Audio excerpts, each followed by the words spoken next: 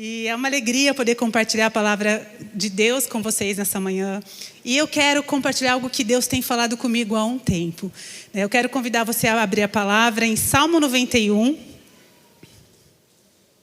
Nós vamos ler os versículos 1 e 2.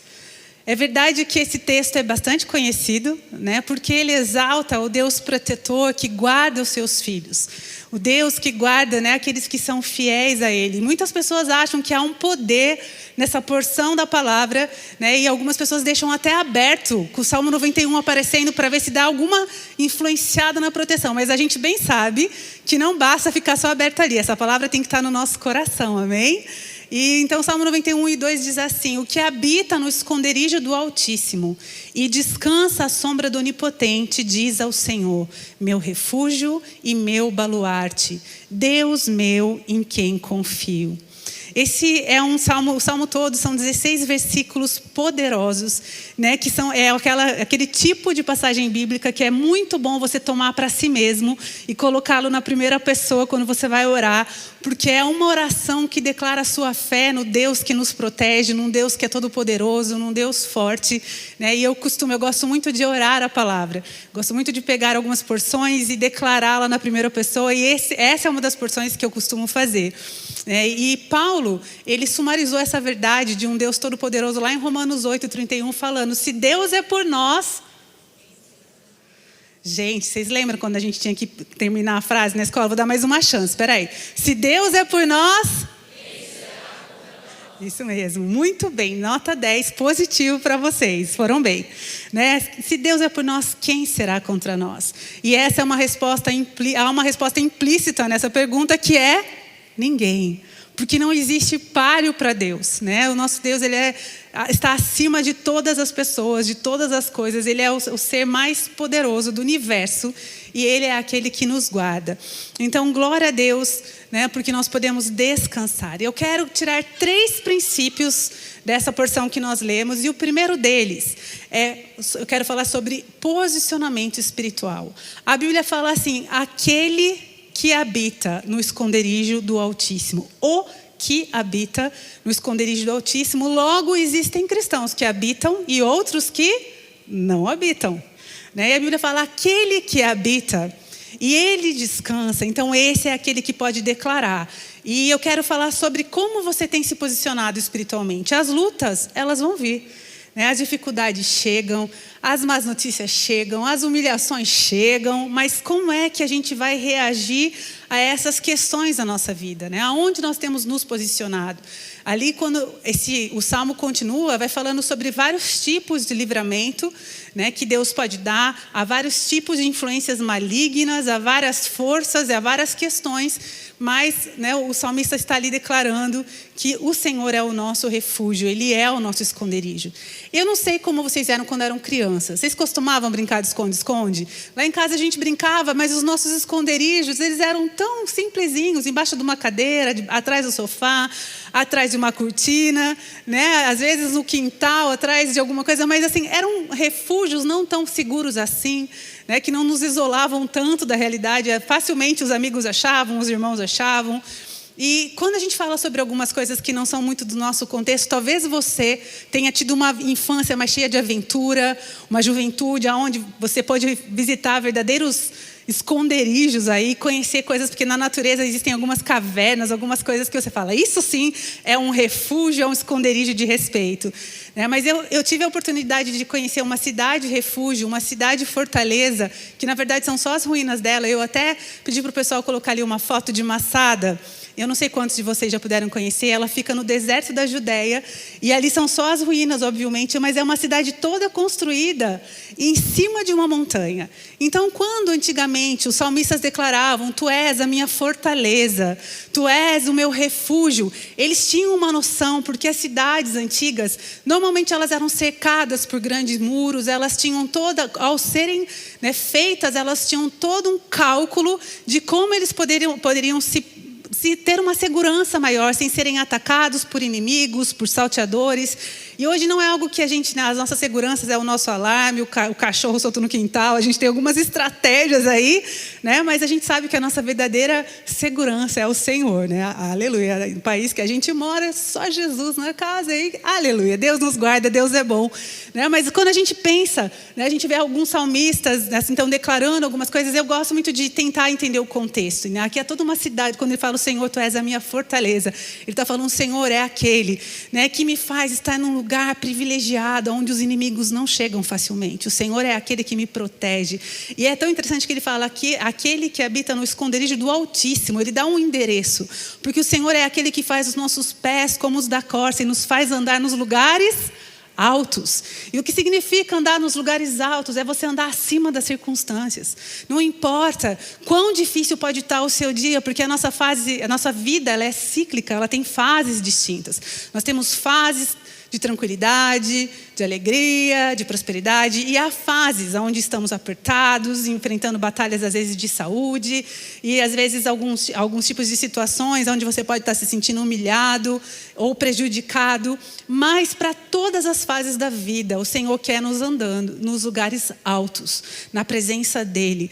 Quando a gente vê o Senhor nos chamando para estar no esconderijo, porque Ele fala, aqueles que habitam, os que não habitam estão perdendo de poder usufruir dessa proteção de uma forma diferenciada, mas aqueles que habitam no esconderijo do Altíssimo são aqueles que conhecem Mateus 6, que fala para a gente entrar no nosso quarto, fechar a nossa porta e ter com Deus, que vê em secreto, né? E aquele que vê no secreto é aquele que recompensa publicamente, né? Eu vejo um paralelo desse esconderijo, desse refúgio com o secreto, e nós precisamos viver isso. Nós não seremos cristãos vitoriosos andando só na força do nosso braço. Nós não veremos muitas coisas que Deus tem sonhado sobre nós e intervenções que Ele quer fazer na nossa vida se a gente ficar andando só no raso.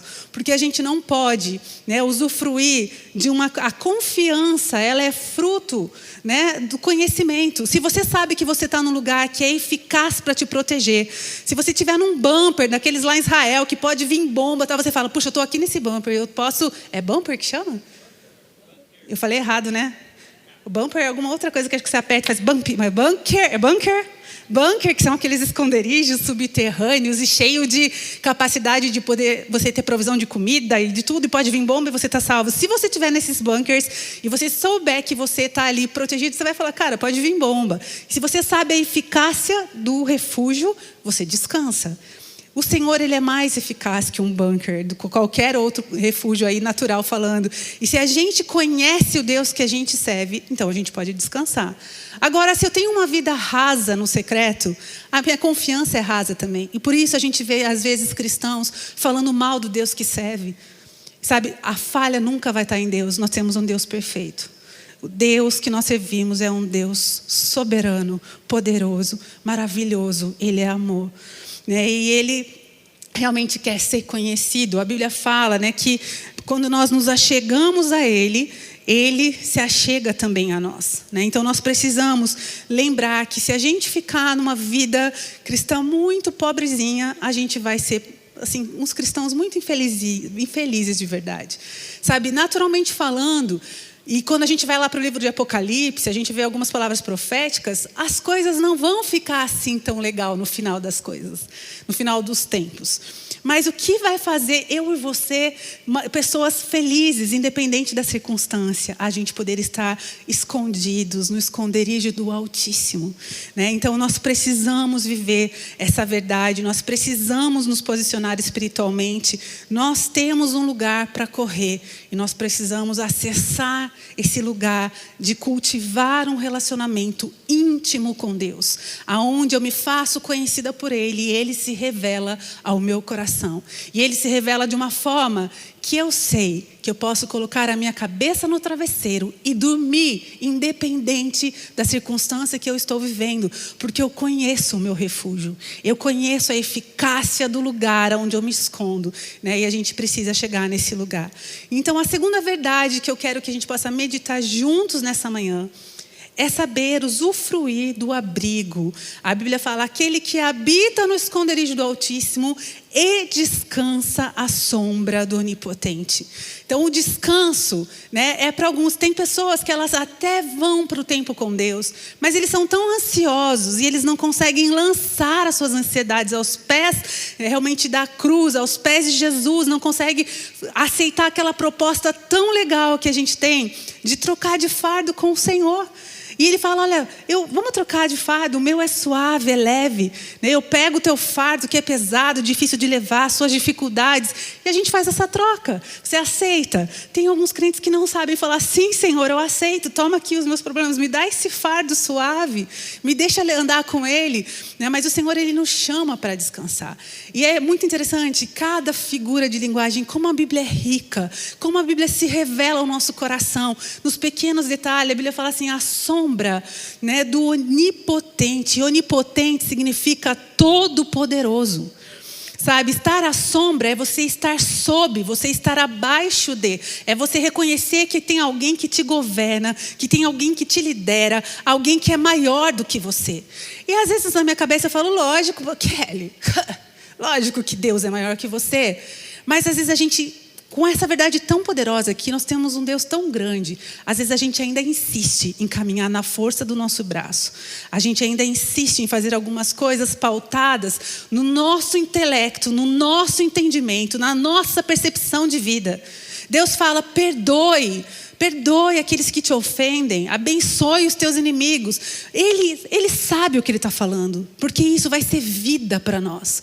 E muitos crentes estão doentes, porque eles não conseguem receber essa palavra, essa proposta, e eles ficam andando magoados, cheios de rancor, e eles acham que eles estão tão certos, porque na verdade é justo ele sentir aquela dor, e ele começa a adoecer, porque a palavra de Deus, ela é verdade, sabe? Deus tem essas propostas para a gente poder estar sob o seu governo, sob a sua orientação, sob a sua palavra, sob a sua liderança, e há um descanso para nós, um descanso para a nossa alma, há descanso e restauração física quando nós usufruímos, né, desse lugar de descanso. A Bíblia fala, então, aquele que descansa à sombra do Onipotente. Eu quero te perguntar, você tem andado exausto?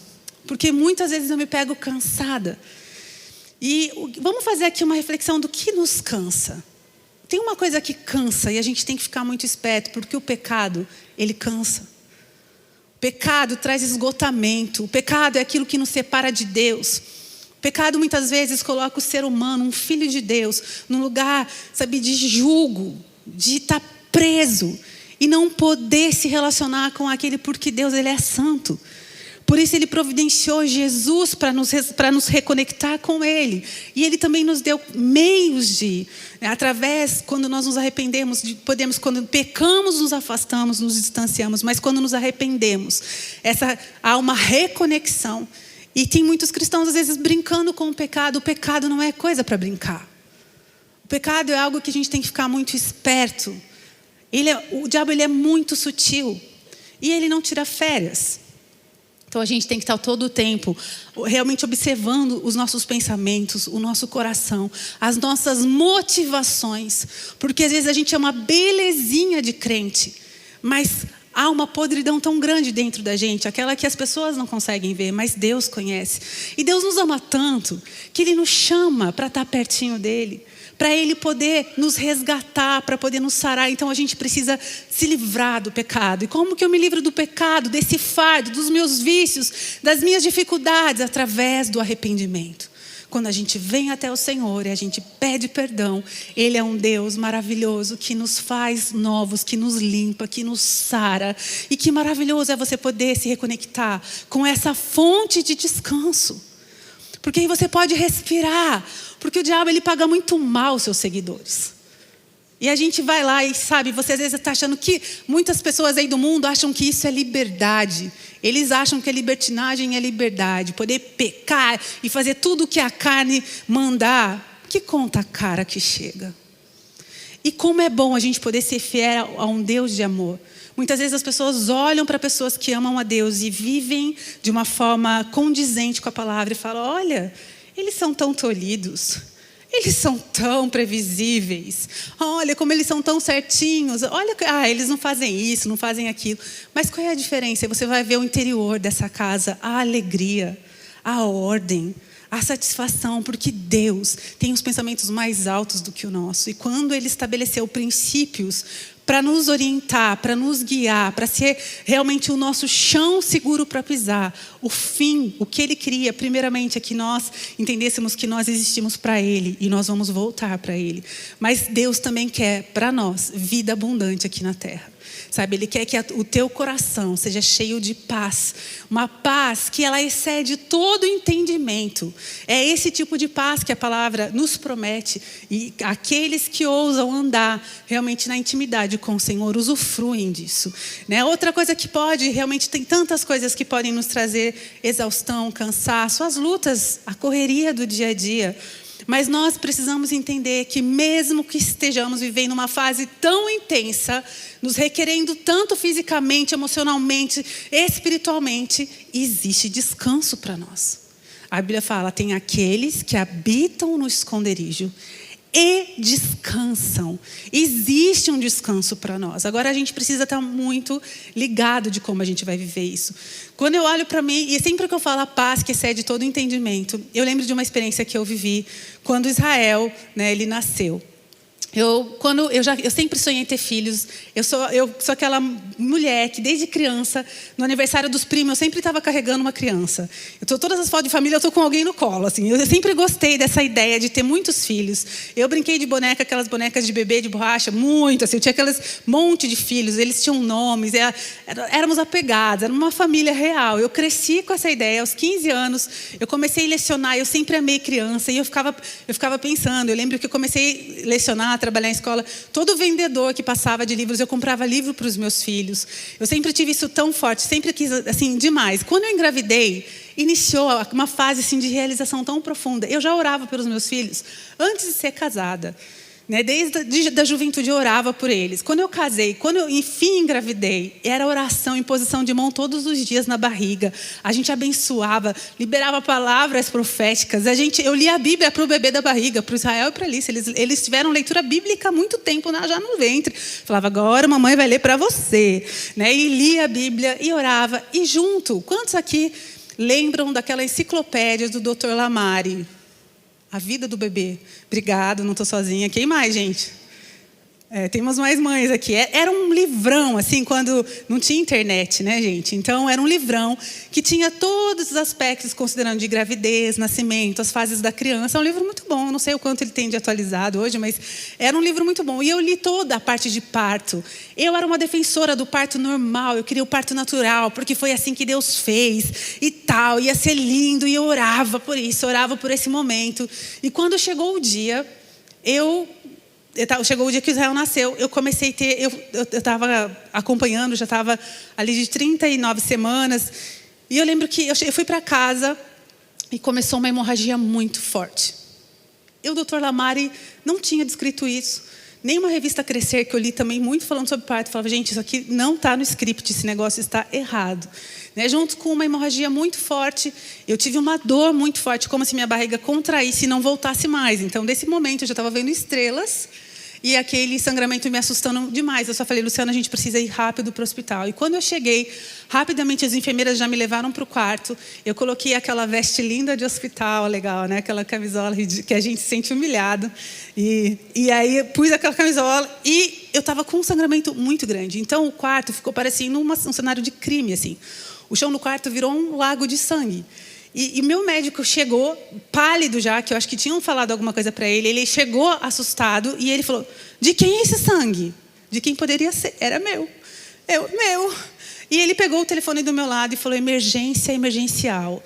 E eu vi, ele era um médico muito bom, muito seguro. Durante toda a gravidez, ele explicava, até desenhando. Eu amo ilustração, amo quem desenha, quem rabisca, quem tenta. Amo, tem meu coração, meu apreço. Eu capto a mensagem com qualquer rabisquinho, melhor do que se não tivesse. E ele desenhava para mim, me explicava. Então, durante toda a gravidez, eu estava tão segura. Mas quando eu vi a cara dele, era uma cara de desespero.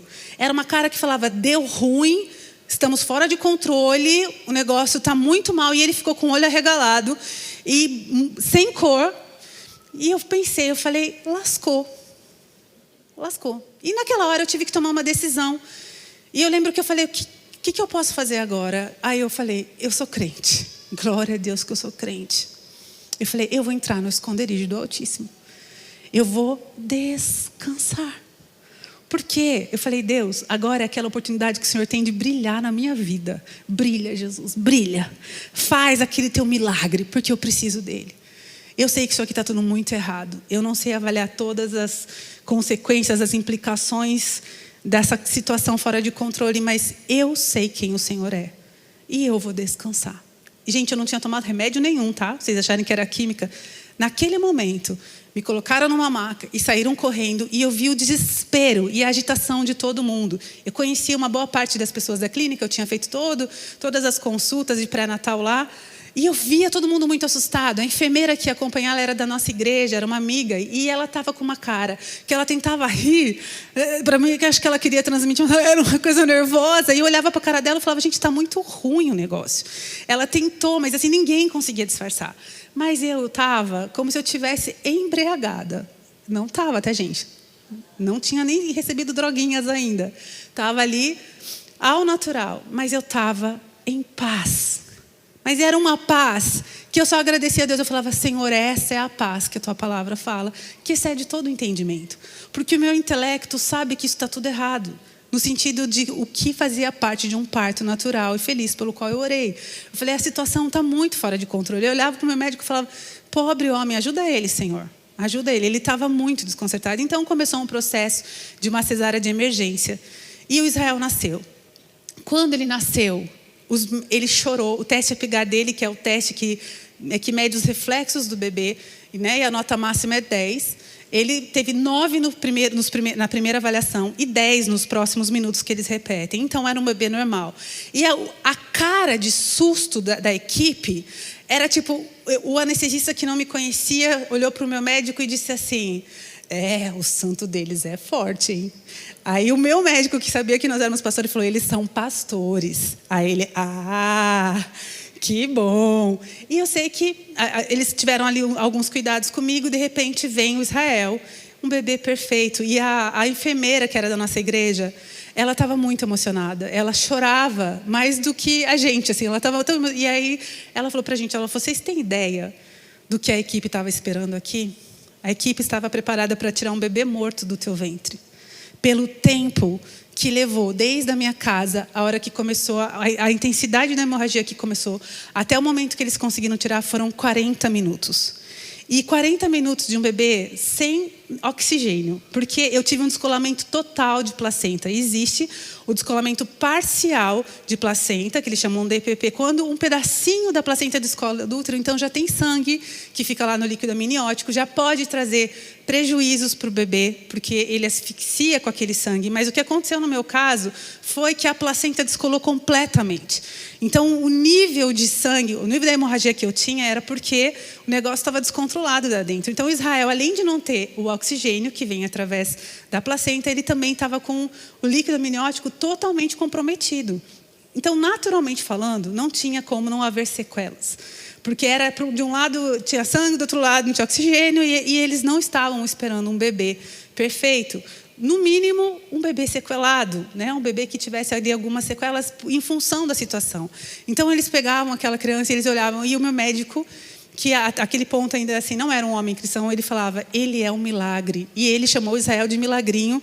Por todas as vezes que nós nos encontramos, a gente mudou de Guarapuava, deixamos de nos encontrar, porque na cidade a gente ainda se via, ele falava, e o milagrinho? E o milagrinho? E o milagrinho está aqui, pregou aqui para vocês ontem, né? E foi muito interessante que essa experiência toda, né, eu pude usufruir, porque naquela circunstância eu já tinha provado bastante o esconderijo. Sabe, eu sabia o quão seguro era aquele lugar, eu sabia que eu podia descansar. E a gente vai ver intervenções de Deus quando a gente ousa descansar nele e permitir que essa proteção realmente seja acionada, porque quando a gente corre para lá, a gente está no lugar onde a gente vai realmente anular alguns ataques do diabo, né? E nós precisamos viver esse descanso. Tem um outro aspecto que eu quero explorar aqui ainda na questão de descansar, que nós estamos vivendo de uma forma muito doida. Nós somos uma geração que eu tenho, às vezes, muita compaixão das nossas crianças. Porque quando eu era criança, eu amava tomar banho e ver um caldo marrom indo embora pelo ralo. Porque era aquele caldo de terra, sabe? Quem mais tomava banho e saía um caldo assim? Gente, isso para mim é tão saudável, sabe? Saber que as crianças, elas brincavam, elas não tinham, gastavam, era muito pouco tempo que a gente gastava com televisão, né? Poucas pessoas tinham acesso a videogames e essas coisas, mas quando tinha, a minha mãe, graças a Deus, nunca deixou a gente passar tempo com essas coisas, era tudo muito controlado. E a gente pôde ser criança, pôde brincar, pôde explorar, pôde, sabe, ser tão feliz. E eu vejo essas crianças, às vezes elas ficam só em telas. São crianças, eu nunca vi tanta criança doente. E isso, meu coração, dói. Dói. Tantas crianças com tantos diagnósticos e sofrendo. E as crianças são um reflexo da casa que elas habitam, da família que elas fazem parte. Porque, sabe, não é uma questão, não estou falando de criança atípica, porque tem crianças atípicas que moram em famílias, que vivem de uma forma tão legal e elas estão saudáveis e estão bem.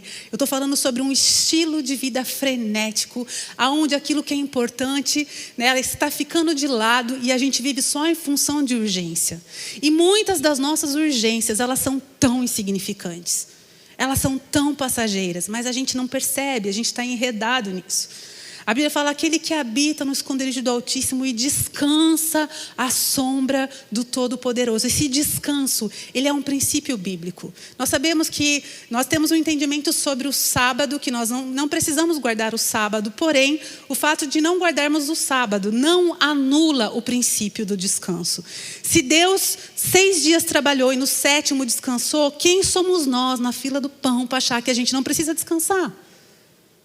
Foram 6 dias trabalhando, Deus falou, agora eu vou pausar, eu vou descansar. E, gente, descansar significa fazer nada. Pôr o pé para cima, respirar.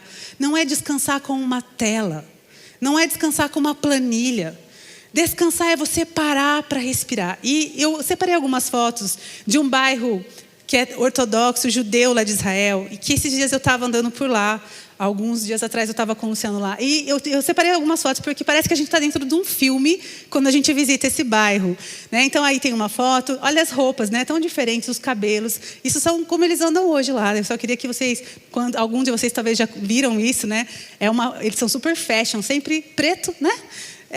Bem criança e muda bastante. É uma brincadeira só. É um estilo, né, que eles têm. As mulheres são muito decentes, eu admiro muito isso. Elas se vestem muito cobertas, muito bonitas, eu acho. Eu gosto muito de ver. E as crianças, né, elas ali todas com uma roupa tão séria, mas em cima da grade, sendo criança, né? Não é legal? Muito legal. E tem mais alguma? Coloquei só mesmo a título de curiosidade, porque eu acho muito legal todas as vezes que eu tenho a oportunidade de andar por lá. A última vez eu estava conversando com um guia turístico e eu estava falando, nossa, é muito interessante quando a gente chega num lugar assim. Eles vivem de uma forma diferente da gente. E a mãe com muitos filhos. 4 ali é o mínimo, assim, mas é 4, 5, 6, 7, 8, sim, até 10 eu já contei. Porque cada vez que eu vejo uma mãe com as crianças, eu começo a contar quantas cabecinhas. Porque são muitas crianças.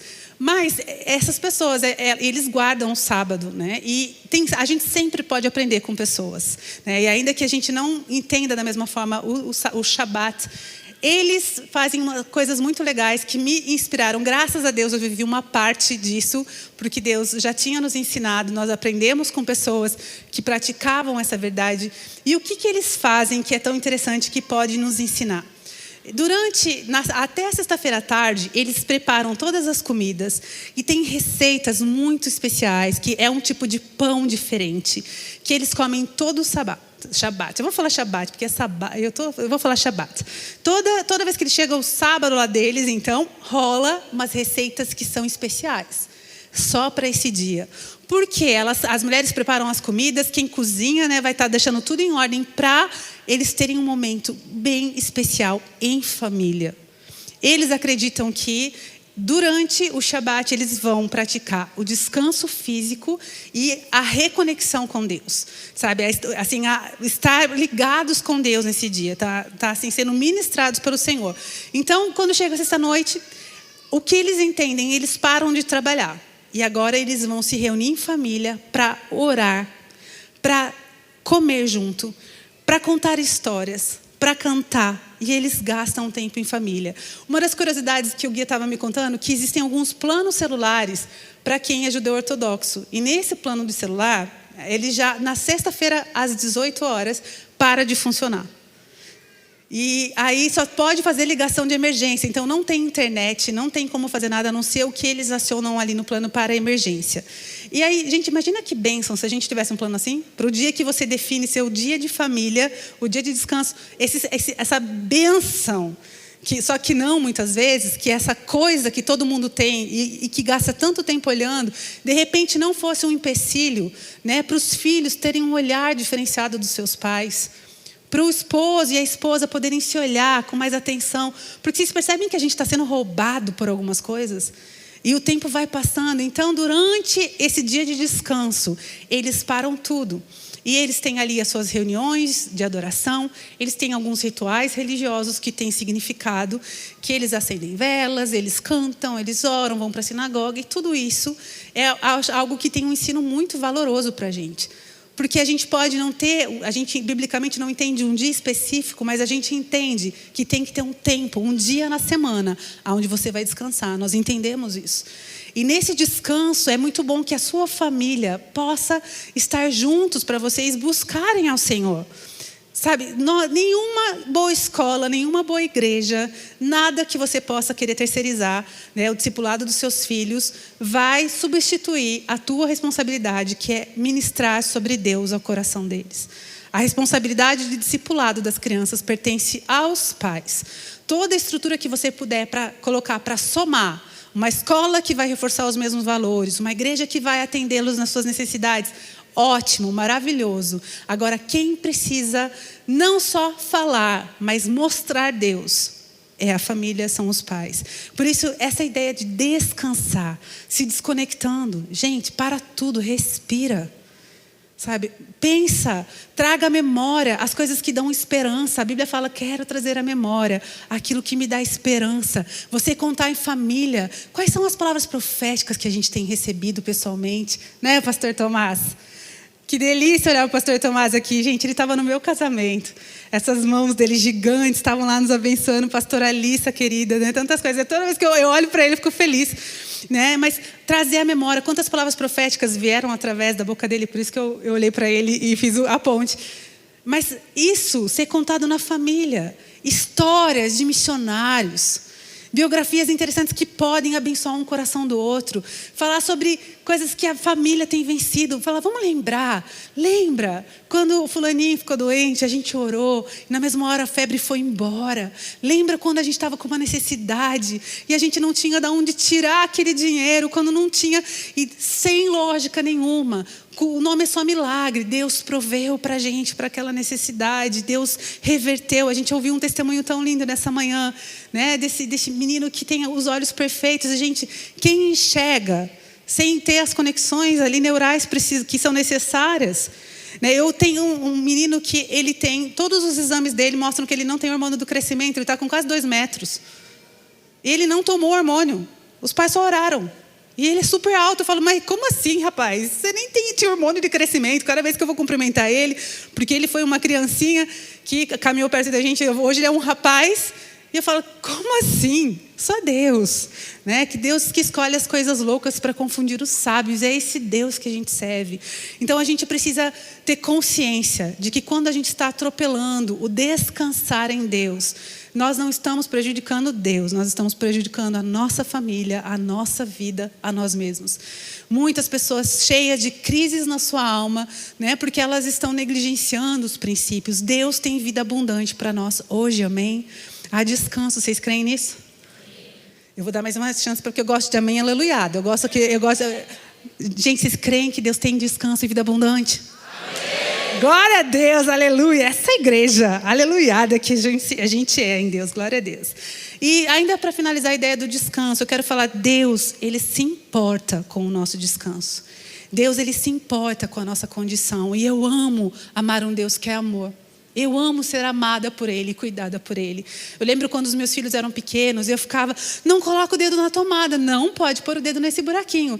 E alguém pode olhar e falar, nossa, que mãe chata, hein? Que mãe chata, não deixa a criança fazer nada. Gente, eu sabia que se eles colocassem o dedo lá no buraquinho, eles poderiam se dar muito mal, tipo levar um choque que os prejudicasse. E é por isso que a gente orienta, às vezes, os filhos cortando tantas vezes aquilo que parece tão legal, né? A gente poda ali, mas é com uma visão do bem-estar. A gente olha lá na frente quando a gente educa e não é diferente Deus com a gente, né? Então Deus muitas vezes, às vezes a gente pode falar, nossa, mas Deus parece que quer cortar o nosso barato. Não, Deus tem vida abundante para nós, né? Então por isso, não negligencie o descansar em Deus. Sabe, eu falei no primeiro culto que tem pessoas que têm a capacidade de entrar dentro de um refúgio e morrer lá de ansiedade ou de ataque cardíaco, porque ele entra no refúgio, mas não sabe descansar.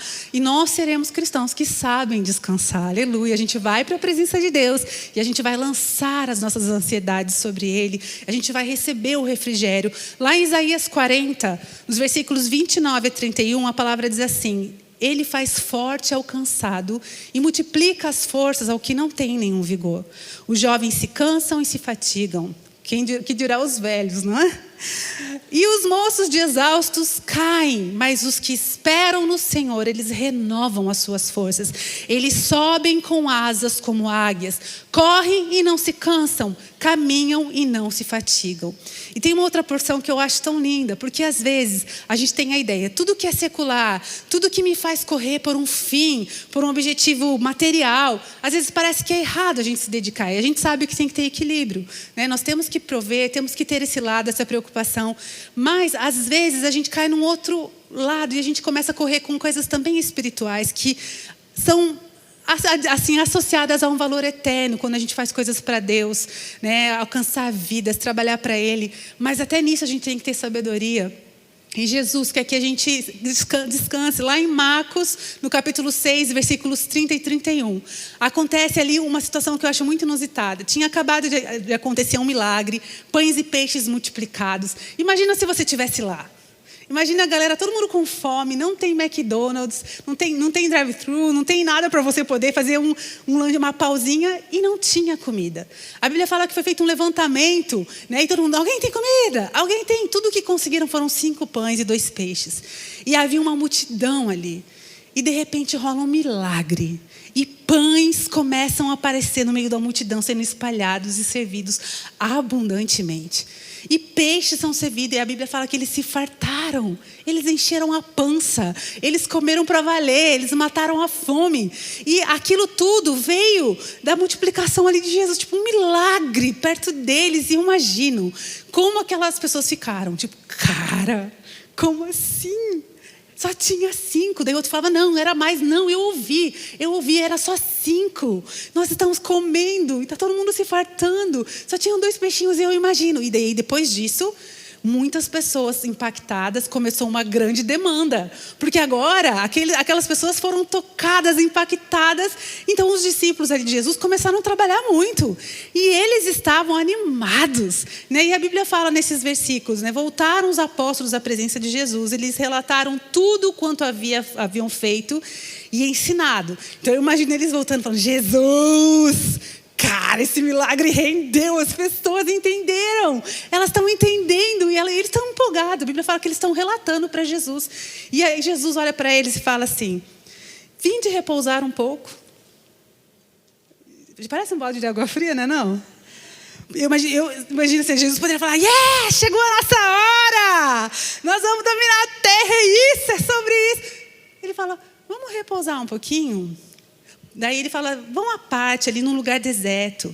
Porque, a Bíblia fala, porque eles não tinham tempo nem para comer, visto serem numerosos os que iam e vinham. Então eu acho essa passagem que revela tanto esse amor de Deus, esse cuidado. Porque mesmo para as coisas que são espirituais, vocês entendem que eles estavam ali servindo Jesus. Eles estavam ali atendendo aquelas pessoas espiritualmente falando. Mas Jesus falou para eles, dá uma paradinha, vai descansar. E eu acho isso demais. Então Deus se importa com o meu descanso, com o seu descanso. Não seja o tipo de crente que acessa o esconderijo, mas que não descansa nele. Seja esse crente que se esconde e descansa à sombra do Todo-Poderoso. E eu acho lindo que no versículo 14 do mesmo Salmo 91, a Bíblia fala assim: porque a mim se apegou com amor, eu o livrarei, pô-lo-ei a salvo, porque conhece o meu nome. O que rola na intimidade com Deus é que há um apego da alma da gente a Ele, sabe? E eu vejo alguns cristãos, eles começam a se distanciar tanto de Deus, que eles perdem esse zelo, eles perdem esse apego. E eu vejo Deus falando: olha, Ele conhece o meu esconderijo, e Ele se apegou. Eu imagino, não sei, a minha mente é bem criativa, eu sei, mas assim, a minha mente, eu imagino assim, um Deus tão satisfeito, falando: olha, porque Ele se apegou a mim, então eu vou livrá-lo. E eu vou colocá-lo a salvo. Sabe por quê? Porque Ele conhece o meu nome. Então, que a gente não fique só no raso de conhecer a Deus. Que a gente possa ir nas profundezas da revelação de quem Ele é. E isso acontece mediante um relacionamento de oração, de leitura da palavra, de busca cotidiana. Talvez você não volte sempre para o mesmo lugar, você não possa entrar sempre no mesmo quarto, mas a Bíblia está ensinando um princípio: se retire, se desconecte das outras coisas para você estar com o Senhor. Quando Ele fala ali com os apóstolos, Ele fala: ó, vai para um lugarzinho separado, um lugar sem ninguém, sai do ladinho, sabe? Dá uma escondida e vai descansar. Esse descanso é essa parte tão importante onde a gente refaz as nossas forças. E o terceiro aspecto que eu quero falar com vocês nessa manhã é sobre as nossas declarações. Porque as declarações, elas são frutos das nossas vivências, da nossa experiência. A Bíblia fala lá no Salmo 91, 2, que a gente leu: o que habita no esconderijo do Altíssimo e descansa à sombra do Onipotente, esse cristão, ele diz ao Senhor: meu refúgio, meu baluarte, em quem confio. O que ele está declarando, porque ele é alguém que sabe se colocar no secreto, porque ele é alguém que sabe descansar, ele tem essa vivência, ele tem essa experiência, então ele declara: o Senhor é o meu refúgio, o Senhor é a minha fortaleza, em Ti eu confio, porque existe esse vínculo de dependência, esse vínculo de confiança. E se eu perguntar para você, o que você tem declarado? Lá em Mateus 12, no versículo 34, a Bíblia fala que a boca fala o que está cheio o coração. Quando a gente se enche de notícia, de entretenimento, o que você vai falar? Alguém chega perto de você e fala: cara, você viu uma série nova que está passando naquele negócio? Cara, essa semana, poxa vida, o que te surpreendeu? E tem uns pessimistas também que falam: vocês viram quanto está a inflação? Vocês viram quanto está a... Vocês viram o policiamento, a segurança? E aí eles vão te dar todos os relatórios da calamidade pública do mundo inteiro, com dados globais. Porque é o que o alimenta, é o que enche o coração. A gente vai pôr para fora aquilo que a gente está cheio. E o que as pessoas que estão à sua volta têm ouvido de você? Gente, eu me ponho junto na reflexão.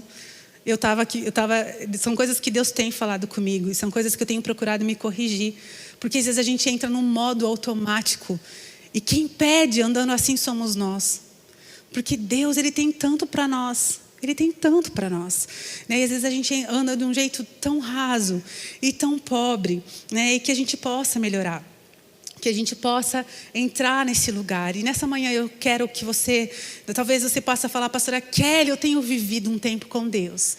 Eu estou assim apegada a Ele, a gente virou uma dupla, que a gente, sabe, eu tenho uma consciência do Espírito Santo desde o momento que eu acordo. A primeira coisa que eu falo é: bom dia, Espírito Santo, nós estamos juntos, vamos nessa. E você já está no modo aleluiado o tempo todo, e glória a Deus se você estiver vivendo isso, porque a gente existe para isso. A gente existe para a gente viver com Ele, para a gente viver as aventuras da vida com Ele, não sozinhos, mas sendo orientado por Ele, sendo edificado por Ele, recebendo sabedoria do alto, obedecendo os princípios. É para isso que a gente existe. Mas o Senhor está nos chamando nessa manhã para a gente descansar.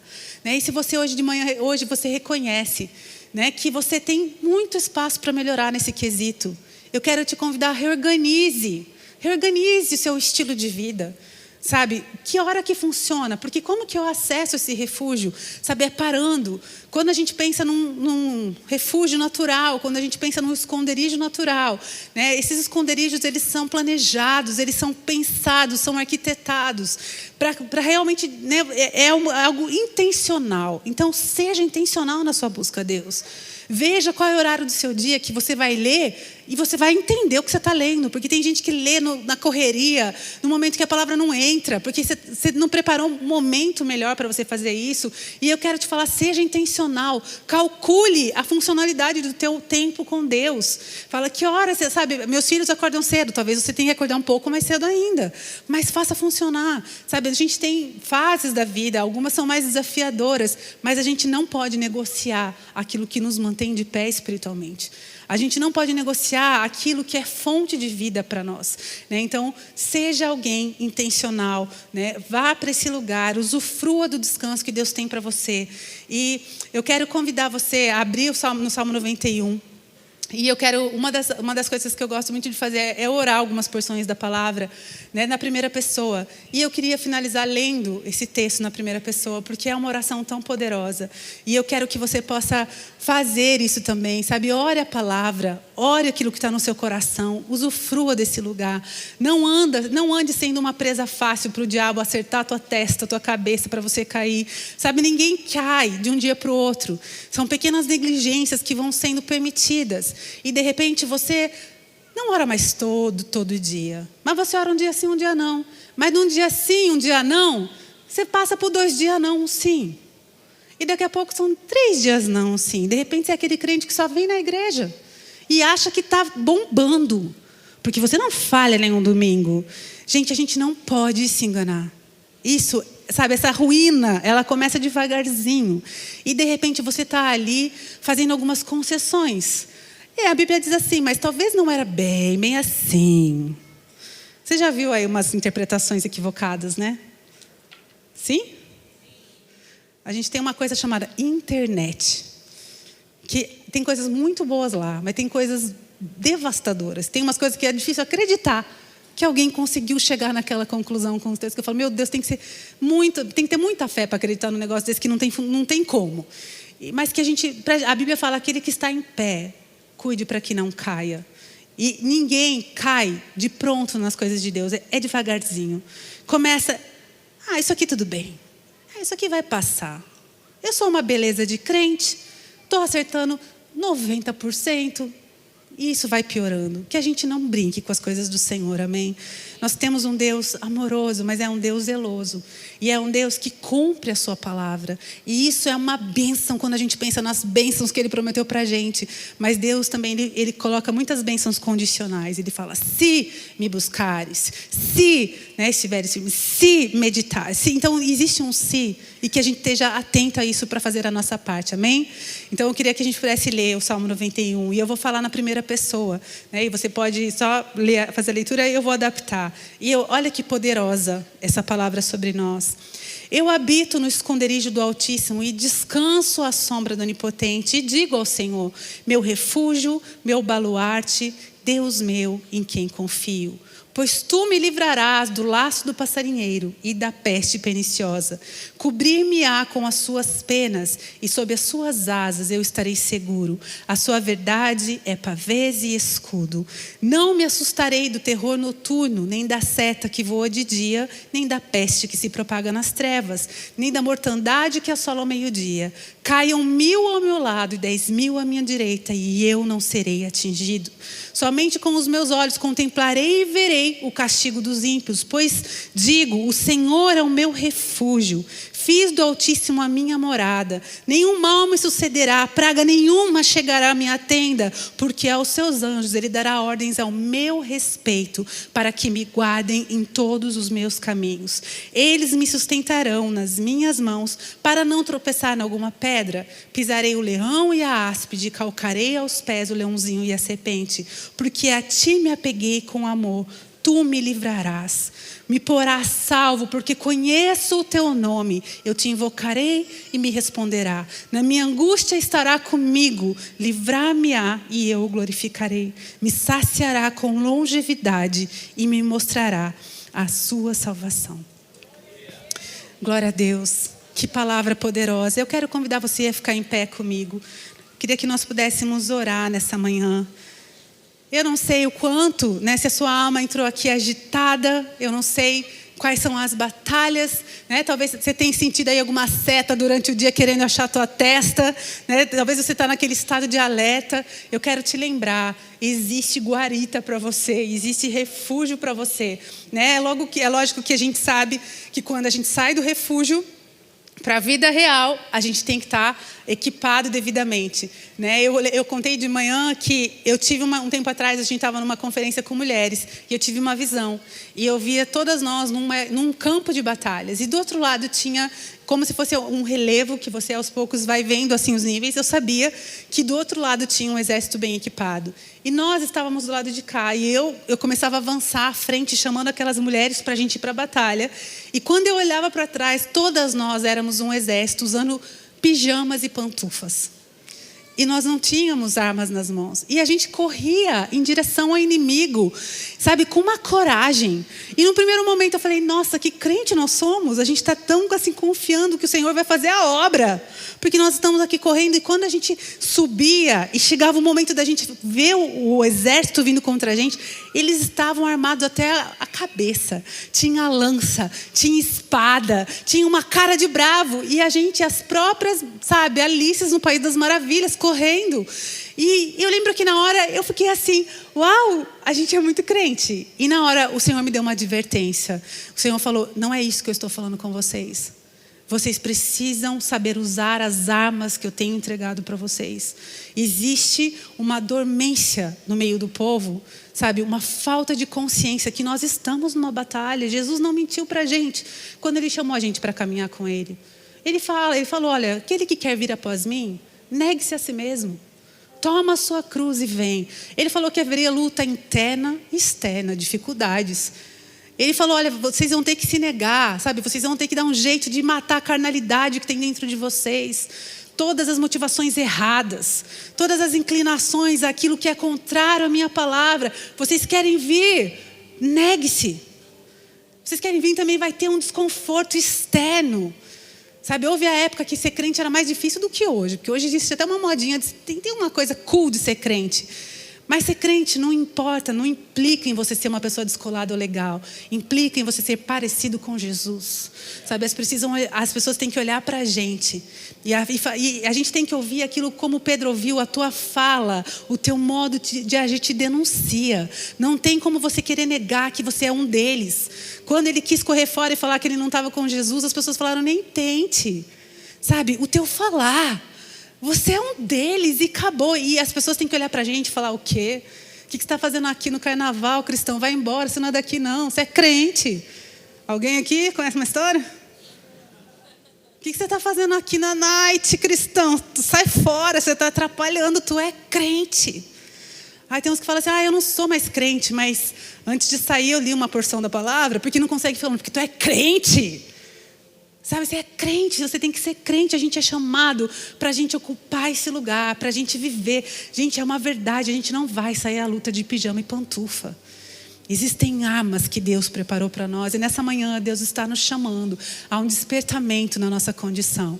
Não viva longe do esconderijo, não deixe de descansar. Não deixe de declarar quem Deus é para você. Que a sua declaração hoje possa ser reanimada, reavivada. Que você possa sair daqui com o coração queimando. Com um desejo de melhorar a sua declaração.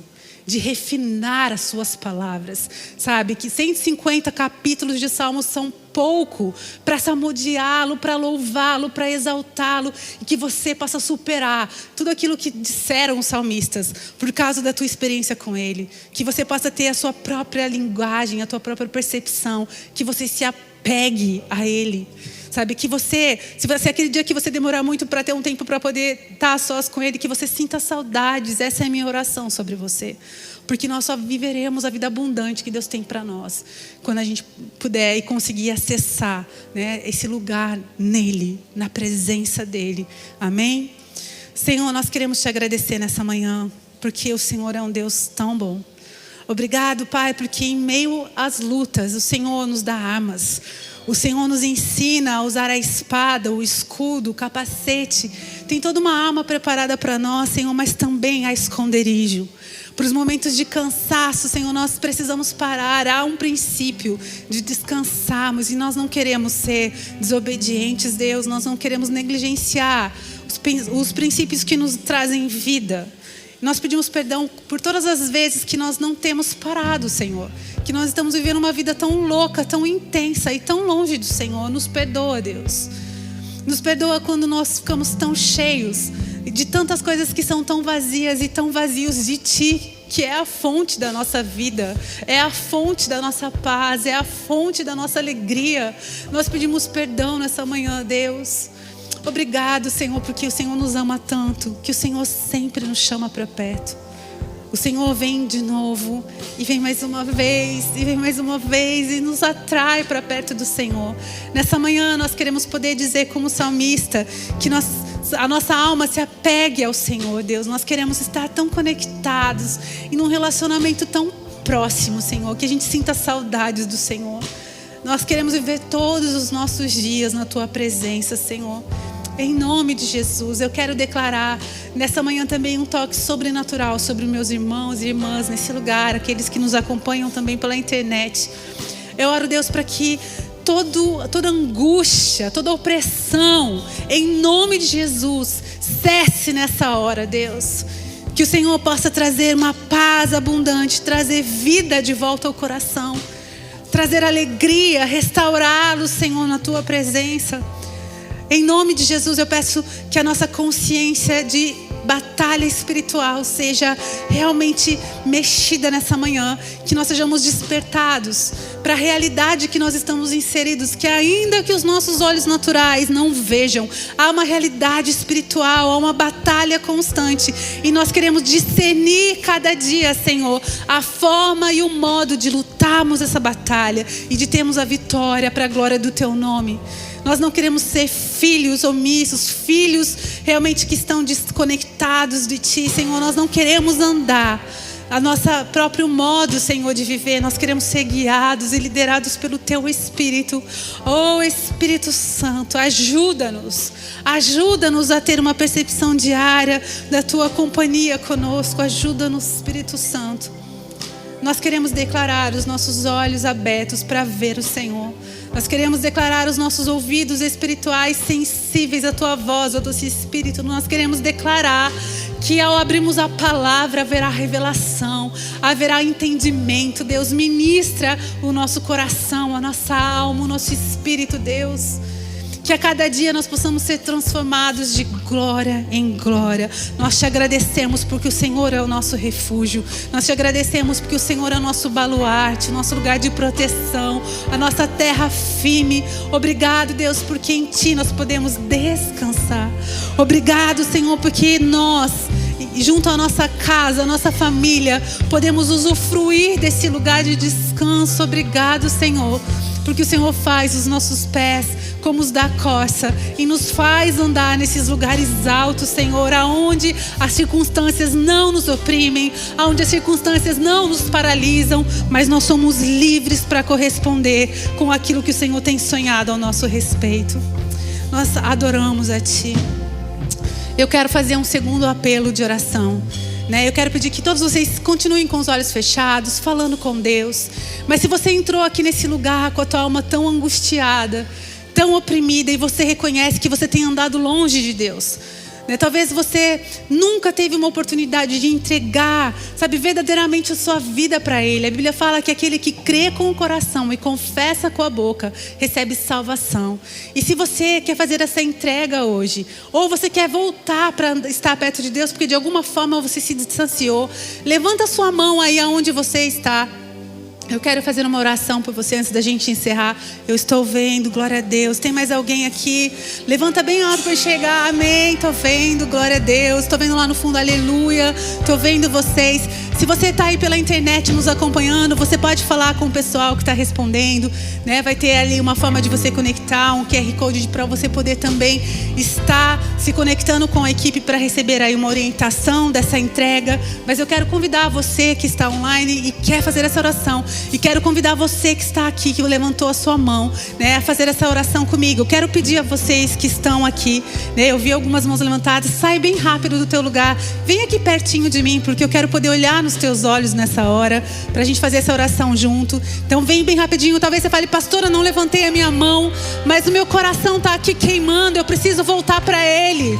Sai bem rápido e só vem, só vem. Vamos fazer essa oração juntos. Glória a Deus, glória a Deus. Eu quero poder olhar para vocês. Eu acho tão gostoso quando a gente vem tão quebrantado. Jesus é demais. Jesus é demais. Glória a Deus por cada um de vocês. Eu sei que tá gente saindo ainda. Eu vi mais umas pessoas. Glória a Deus, glória a Deus. Você que está sentindo o teu coração queimando, você fala, a sua cabeça fala, vai não, vai passar vergonha. O seu coração fala, vai sim, você precisa. Ouve o teu coração nessa hora, é o Espírito Santo de Deus te tocando. Vem aqui para frente, vem entregar a sua vida para Ele. E vocês que estão aqui, eu quero te convidar, você que está em casa pode fazer essa oração comigo. Eu quero que vocês olhem para os meus olhos agora, eu quero olhar para vocês. Vocês podem olhar aqui, todos vocês? Você pode olhar um minutinho aqui para mim? Amém? Eu queria orar com vocês. Queria que vocês, olhando aqui para mim, repetissem essa oração. É uma oração bem simples, de entrega. Mas eu quero que vocês entendam que quando a gente obedece um princípio da palavra de Deus, né, a gente está rompendo com o reino espiritual coisas muito fortes. A gente está agora recomeçando. Talvez você está voltando para Jesus, ou talvez você está fazendo essa oração pela primeira vez. Jesus sabe, né? E eu quero que você ore assim comigo. Diga assim, Senhor Jesus, nessa manhã, eu quero entregar a minha vida a Ti. Eu reconheço que o Senhor morreu na cruz do Calvário para perdoar os meus pecados e para me dar vida. E eu quero poder estar no esconderijo, cheio da Tua paz, cheio do Teu descanso. Em nome de Jesus, eu Te recebo como meu dono, como meu Senhor, como meu Salvador. Amém?